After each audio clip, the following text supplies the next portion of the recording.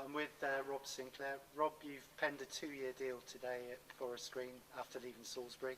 You must be absolutely delighted to get your future sorted out. Yeah, definitely. It's happened quite late in the summer, but really happy to have it signed and done now, and excited to get started and meet the lads and crack on the pre-season and go into the season, have a very good season.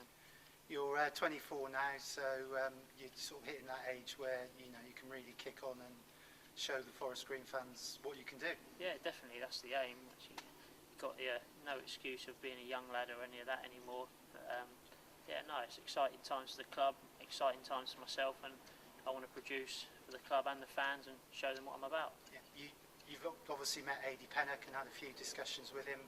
Did he really sell the club to you? Yeah, I met the gaffer and he was brilliant, to be fair. Really impressed with his visions, his determination to do well, and that's what I'm like as a player. I like to win football matches, and so does he, so it's a good fit. I've seen you play quite a few times over the seasons. Thought you were absolutely outstanding here in the game for Salisbury. You kind of played sort of in the middle, a little bit out wide right. You keep the ball well.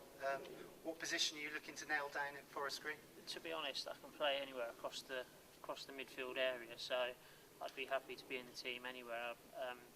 I've played a lot out on the right, sort of getting into little pockets and cutting in. And last year under Mikey at Salisbury, I was more centrally like where I was when I come and played here. So I'm happy to play anywhere across the middle, to be honest. Good. It's been a bit of a circus at Salisbury the last season, players not being paid and everything. Yeah. I know it's a club dear to your heart, and I understand you live quite near the ground.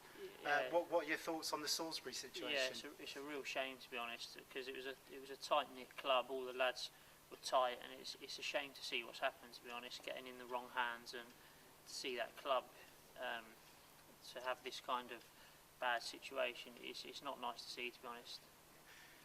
Back in on July the 3rd, pre-season training. I expect you can't wait to get started, and also there's going to be a couple of familiar faces because you're former Salisbury teammates, Elliot Freer and Clovis Kamaja. Yeah, it'd be good to see all the lads, to be honest, and get used to each other and see what everyone's about. But obviously with Elliot and Clovis here, it's nice to see the faces that you used to be working with. And I also know Stevie Arnold, who I was with at Stevenage. So no, it's nice to come into a club where you do know some faces. So it sort of helps you bed in. It's almost going to be a mini Salisbury, isn't it, with the three of you now? Yeah, it seems that little theme. Yeah. What are your hopes and aspirations this season? I mean, Grimsby manager this week has come out and said that Forest Green are going to be one of the favourites. How do you see that?